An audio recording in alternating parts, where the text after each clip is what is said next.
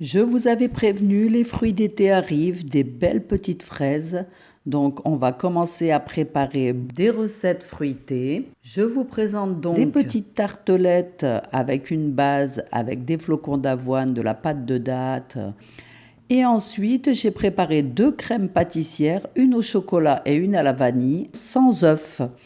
Vous allez voir aussi, vous allez être surpris car je n'utilise pas des ingrédients comme tout le monde, comme d'habitude. Donc, on commence par les flocons d'avoine avec de la noix de coco râpée. Ensuite, de la pâte de date. On fait un peu comme pour une pâte sablée. On l'émiette un petit peu avec les flocons d'avoine. Ensuite, on rajoute de la compote sans sucre ajouté. C'est de la compote de pommes. Donc, on mélange bien tout ça pour que ce soit bien humide. Ensuite, pas besoin de moule. On forme, c'est un peu comme de la pâte à modeler, c'est malléable. Donc, on forme des petits fonds de tarte. J'ai préparé 2 fois le mélange pour avoir beaucoup de tartelettes. Pour que ça tienne bien, on pourrait laisser cru comme ça, mais on le passe au four à 180 degrés pendant environ 15 minutes. Pendant ce temps-là, on commence à préparer la découpe des fraises. On surveille en même temps la cuisson des fonds de tarte et on les sort quand ils sont bien dorés. Maintenant, on va préparer les crèmes pâtissières. Donc j'ai mis 75 ml de lait dans chaque casserole. J'ajoute ensuite un fond de verre de lait concentré non sucré. J'ajoute dans la casserole de gauche un peu de vanille. Je rajoute du sucre car c'était du lait non sucré, mais on aurait pu prendre directement du lait concentré sucré. Une cuillère de maïzena pour épaissir.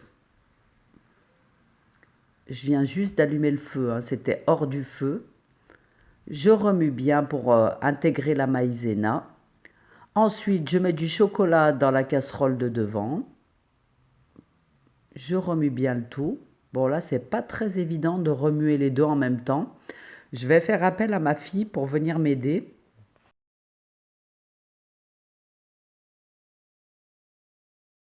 On mélange le tout sur un feu doux. On insiste bien sur les parois pour ne pas que ça colle jusqu'à épaississement.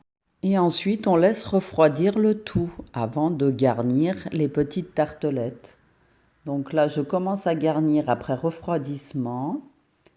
Donc j'en ai fait 12 au chocolat et 12 à la vanille. N'hésitez pas à essayer la recette et à me dire ce que vous en avez pensé en commentaire. Essayez d'innover, de changer vos habitudes. Comptez sur moi, vous ne le regretterez pas parce que c'est vraiment très très bon. Et voilà le résultat, un joli petit plateau avec de belles petites tartelettes. Vous pouvez ajouter d'autres fruits aussi si vous le voulez. Je compte sur vous pour me soutenir avec un like, un partage ou un petit commentaire. N'oubliez pas de vous abonner pour ne manquer aucune recette. À bientôt!